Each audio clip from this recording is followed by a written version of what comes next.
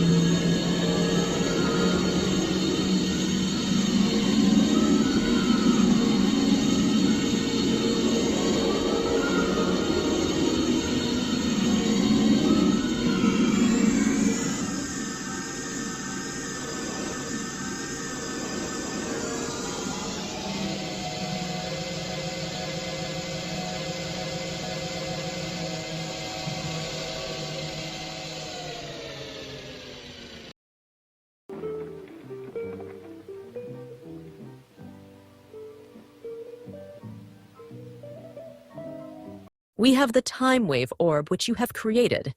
I feel that we must pay very close attention so that we can intuit where Rat Fink and his minions have taken Batgirl #1.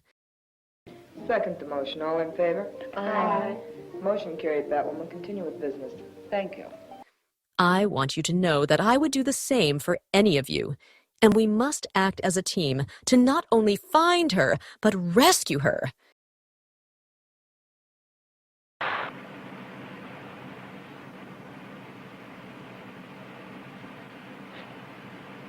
You got a good constitution. Snapped out of it real fast. Who are you? Never mind. Just sit still and behave yourself. Where are you taking me? On a boat ride. You don't have to worry. You won't get seasick. We make the cruise all the time. But this is the first time that a Batgirl's going along. What do you mean, Batgirl? You don't have to play it dumb.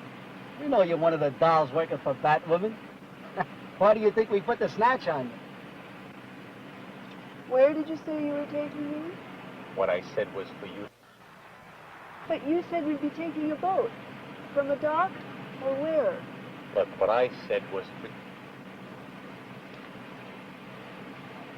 So that's your gimmick. A wrist radio. Hey, that's not bad. Not bad at all. Hey, I bet Batwoman can hear us talking right now. Testing. 1, 2, 3. Can you hear me, Batwoman?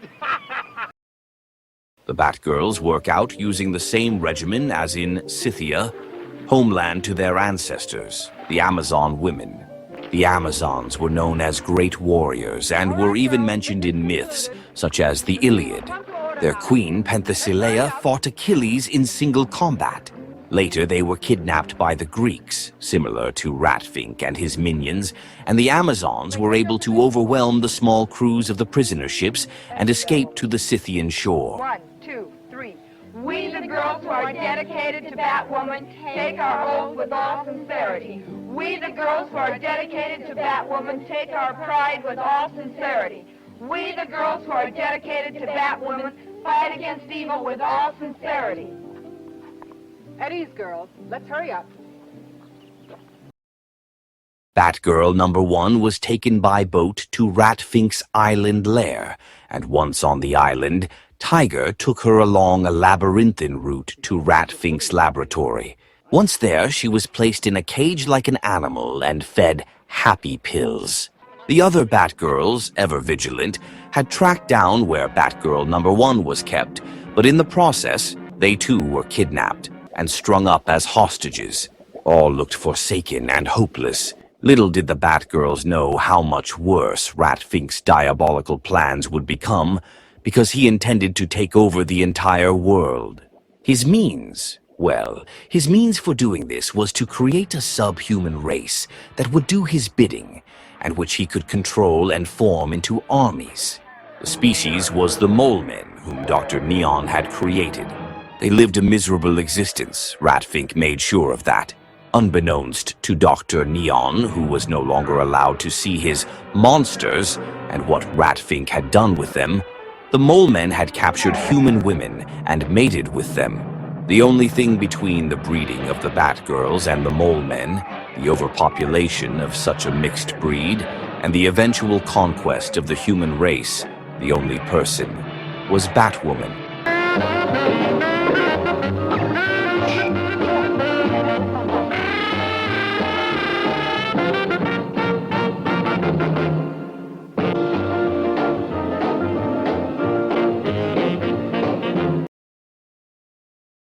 As for Rat Fink, well, Batwoman had one more trick up her sleeve. Rat Fink and Dr. Neon were not the only inventors in this story.